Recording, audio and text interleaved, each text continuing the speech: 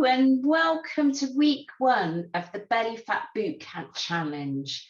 We've had our group Zoom call and that was absolutely amazing to see so many of you there. And I'm really excited about this challenge. And you've now started the challenge, so hopefully you're really enjoying it and really looking forward to the results that you're going to be getting from it.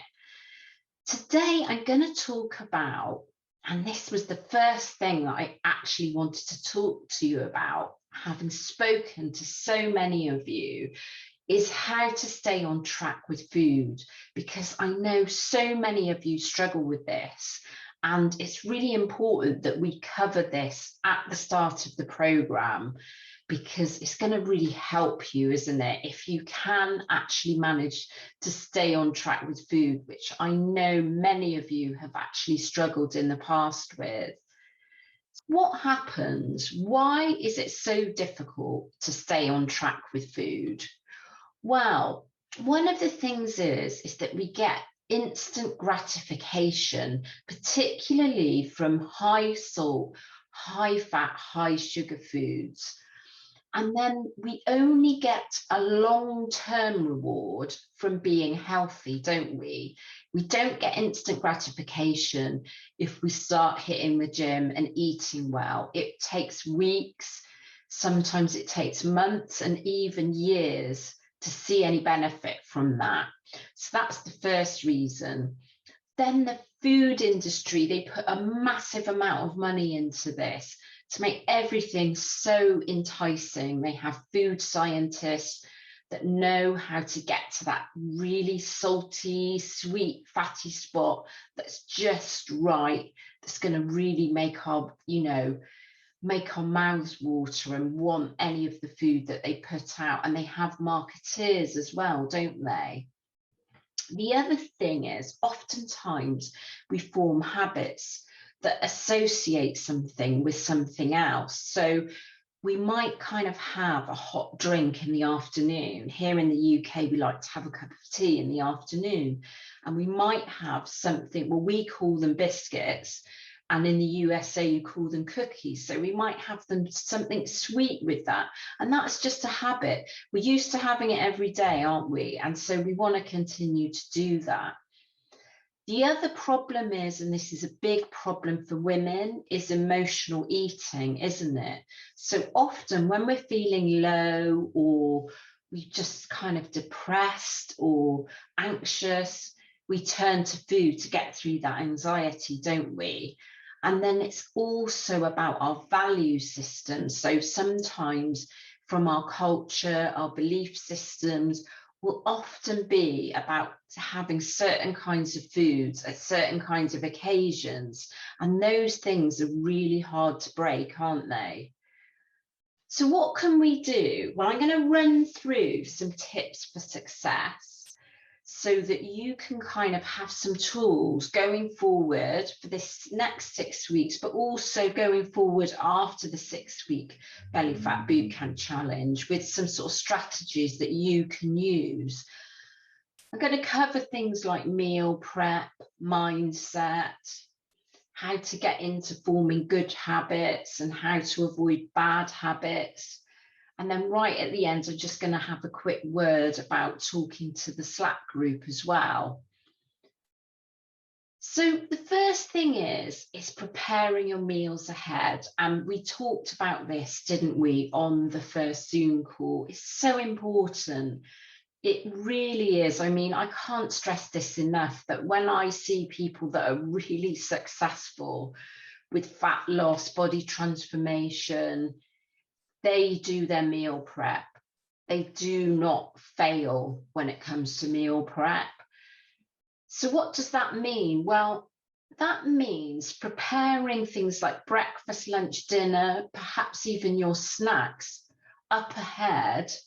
So things like breakfast, lunch and dinner, you can prepare 3 or 4 days in advance. You wouldn't want to do much longer than that because of food hygiene. And you have every meal boxed up, so all your lunches, and I even label things sometimes with the meal number 3 or something, because I forget once it's in there what it actually is. So I know which is good to sort of put a label on it. And then even things like protein shakes, you could sort of blend it up a couple of hours ahead and have that ready so that you're not going hungry, which I'm going to cover in a bit. So it really is preparing. So you might do this on a Sunday, preparing 3 or 4 meals, 3 or 4 days worth of meals ahead. And then maybe again on Wednesday and Thursday doing the same thing. So that means that you've got every day of the week covered, and it's really going to make a fantastic difference, because actually it makes you feel quite satisfied. You do actually save money if you're one of those sort of people that you go out to work and you buy lunch, that kind of thing. You save yourself a great deal of money, and it actually saves you time in the long run. That's the other thing to say, because, you know, preparing 4 meals or preparing 1 meal takes about the same amount of time, doesn't it?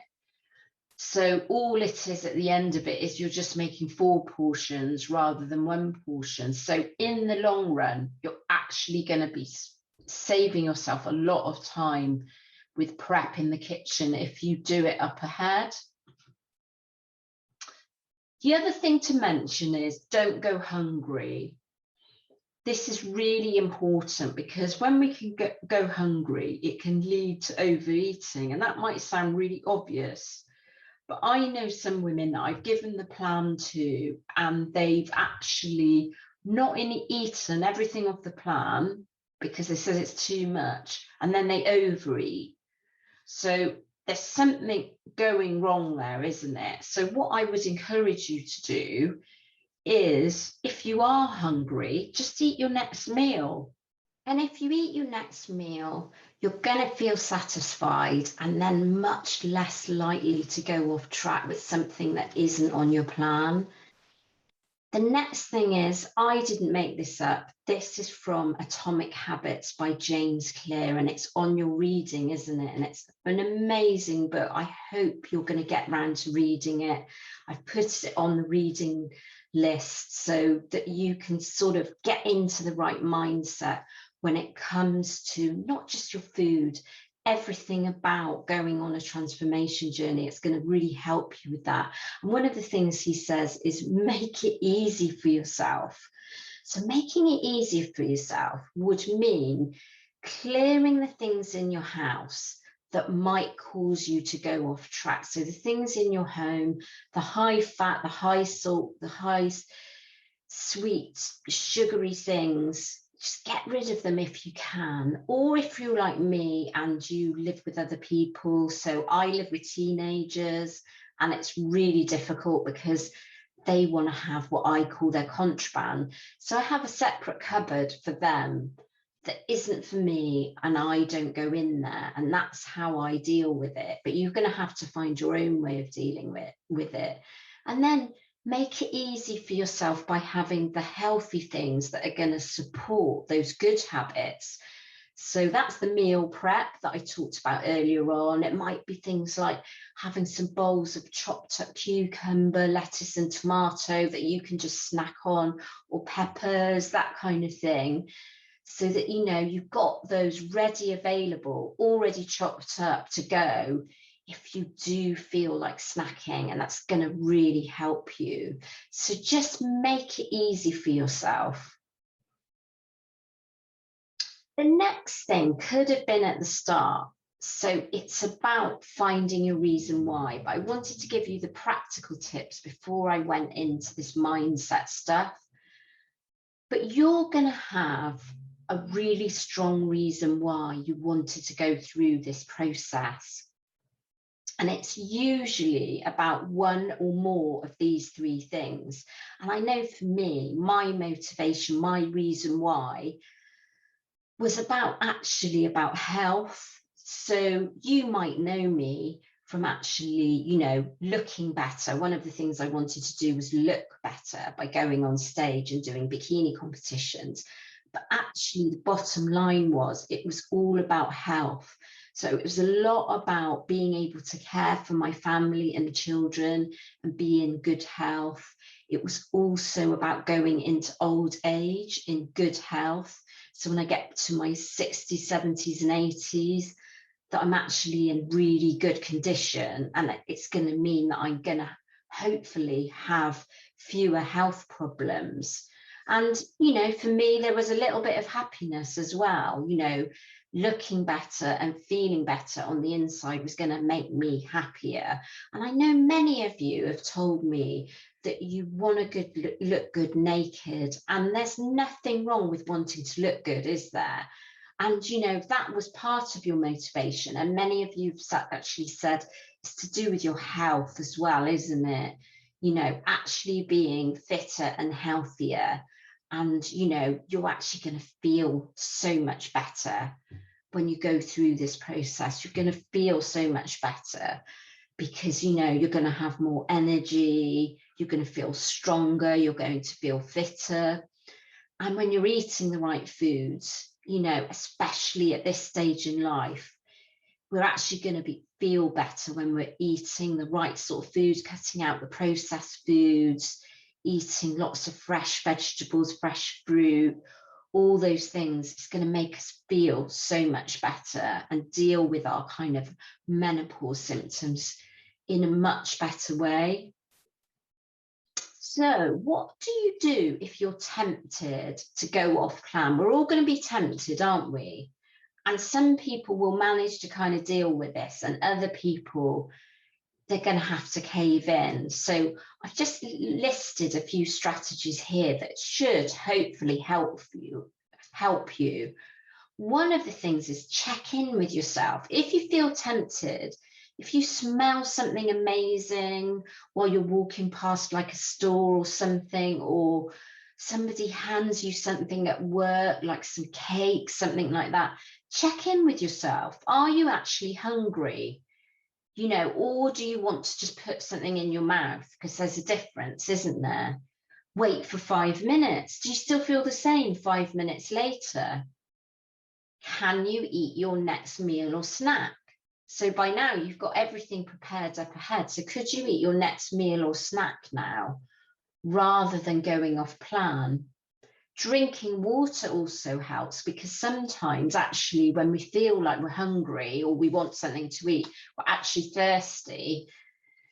And then having something like that salad bowl, sugar-free Jello, or the sugar-free soda, I know they have additives in, which are not particularly helpful for menopausal women, but if we're just having a small amount just to get us through and stop us going off track, they can be really useful tools. Distract yourself. I know when I was in competition prep that one of the things that helped me is if I phone a friend or even phone my mother, because my mother likes to talk. You can see where I get it from, and she'll be on the phone for an hour. So I knew if I phone my mother, that's an hour gone where I've been distracted from going off plan, which was really helpful. And also, of course, she always enjoys speaking to me. And the other thing is do something like go out for a walk. So what do you do when you actually do go off plan, or if you do go off plan? And most people do. Most people at some point, maybe not during the 6 weeks, but at some point, you're going to end up going off plan, aren't you? Don't panic. Because unless you've had one of those terrible 10,000 all-you-can-eat calorie days, the chances are you're not going to gain weight from it. But what will happen is you may not make progress that week, as in lose any body fat, you know, so you do have to kind of accept that.